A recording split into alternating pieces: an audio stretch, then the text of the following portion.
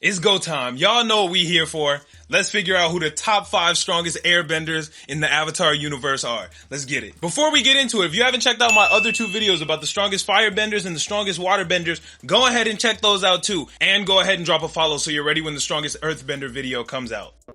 Let's get into the nitty gritty. What makes a good airbender? Airbenders are nomadic. They're detached from the world and they're hyper spiritual. They don't worry about all those earthly possessions and all them bad things holding y'all down. They don't worry about none of that. They separate themselves and they just be out in nature, out in the world, living their best life. When it comes down to their bending techniques, they're not traditionally very offensive people. They're normally very focused on trying to evade attacks and leave the situation. They don't like to have to scrap. And they're very rooted in spirituality. They spend hours on end meditating and trying to connect to the spirit world, talk to spirits, and do different things of that sense. So using that criteria, let's go ahead and figure out who the top 5 airbenders are. Honorable mention, we gotta talk about Ikki and Milo. I love Ikki and Milo. I wish they would have gotten more screen time in the show. They're so much fun and their bending style is amazing. Milo with his fart bending is some of the funniest shit I have seen in the Avatar universe. But unfortunately, they're not good enough to make it in that top 5 list, but I gotta mention them. Alright, in 5th place, we got my boy Kai. Kai's probably one of the swaggiest characters we done seen in the Legends of Korra. He really got that saucy, he know what to do. One of the coolest things about Kai is he got airbending later in his life, but he just had a natural aptitude for it. In the lifestyle he lived before he got his airbending, he was already a thief. He was used to evasion and distraction and trying to get out of the way. So once he got his airbending, all that did is boost it. We saw out of the new airbending recruits, Kai was at the top of his class. And one of the things that made him so great at airbending was his creativity. Because he didn't grow up with the airbender mindset, he was down to do things that an airbender wouldn't usually do. When the Red Lotus attacked, Kai was willing to go ahead and take those head-on battles because that's what he knows how to do. He grew up in the Earth Kingdom. He didn't grow up as an airbender. So due to all the skills he had already and the ones he learned, I gotta put Kai in the number 5 spot for best airbenders. In the 4th spot, we got Genora. Genora is an amazing airbender. For starters, she became the youngest person to ever get her airbending tattoos and be labeled as an airbending master. Being the oldest of the airbending siblings, she has a very strong grasp on what it means to be an airbender. When the Equalists came to Airbender Island, Genora was ready to hold her own. Not to mention, Genora was also very pivotal in trying to teach Korra how to airbend along with her dad Tenzin. But the real reason I put Genora 4 on the list is because of her spiritual capabilities.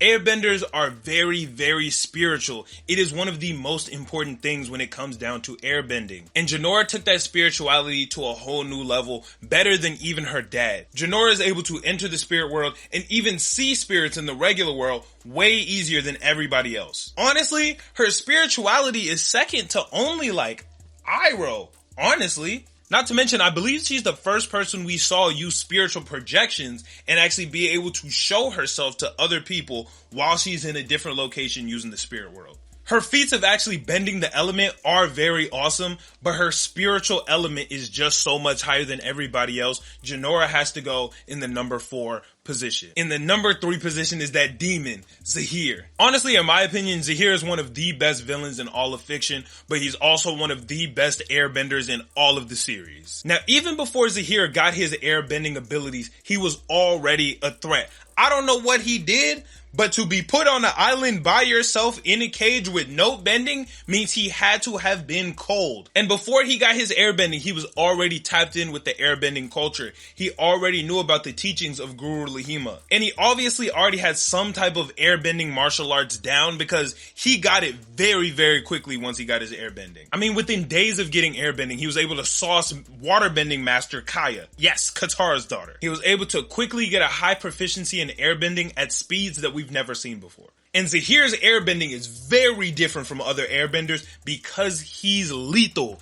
While he loves the teaching of airbenders, he don't care about none of that peace stuff. Bro is here for problems. We saw him just take the air straight out of the Earth Queen's lungs. But we all know Zahir's greatest feat, he was able to enter the void. Zahir was able to master the ability of flight, a technique that had been lost for thousands of years amongst airbenders, not used since Guru Lahima used it in way back I don't know when. Zahiro is a real demon at airbending, and if he had more time, he might have been able to be the best, but from what we saw, I gotta put him in the 3rd place position.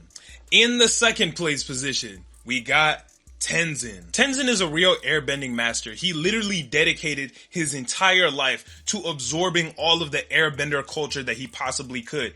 In his mind, he was the last airbender once his dad left. He had a lot of responsibility on his shoulders. And in that, he became a real savage. Now, unlike his dad, Tenzin actually has a high combat ability with his airbending, which is unorthodox for most airbenders in the last generation. But we see him show off his offensive prowess against the Equalists and against the Red Lotus. Shit, against Zahir, Tenzin showed us what a true airbending master looked like. We thought that Zahir was one of the coldest, but Tenzin sauced him. And not only did Tenzin sauce Zahir, but he held his own against the entire Red Lotus by himself. Yes, he did end up getting cooked after a couple seconds, but that is an impressive ass feat. And on top of that, Tenzin was able to raise and teach the next generation of airbenders. The true test of mastery is being able to teach what you already know, and he was able to teach his kids, the Avatar, and all the rest of the airbenders that got their airbending after the spirit gates opened up. Now, while Tenzin may be slightly lacking in the spiritual department, I think that his feats as an airbender still land him in that 2nd place position. And in the number 1 position for greatest airbender of all time, shocker, is Avatar Aang. Even before Aang became the Avatar, he was already one of the coldest airbenders of all time. At that time, Aang was the youngest person to get his airbending master tattoos. Now, later in the future, Genora would dethrone him to take his record for the fastest, but that's still an incredible stat. One of the things that makes Aang such a great airbender is that he used his powers almost exclusively for defense and evasion. Now, we all know that if Aang wanted to, he could have turned his airbending into a weapon at any time, but he was so proficient with his airbending that he never really needed to. There weren't many times where he wasn't able to stop his opponent, evade their attacks, or just completely leave the situation if he needed to. And not to mention, Aang came up with one of the coolest airbending techniques we've seen all on his own, the air scooter. And he did it all before he turned 12 or even found out he was the Avatar. And we later found out that Aang was able to go on and teach Tenzin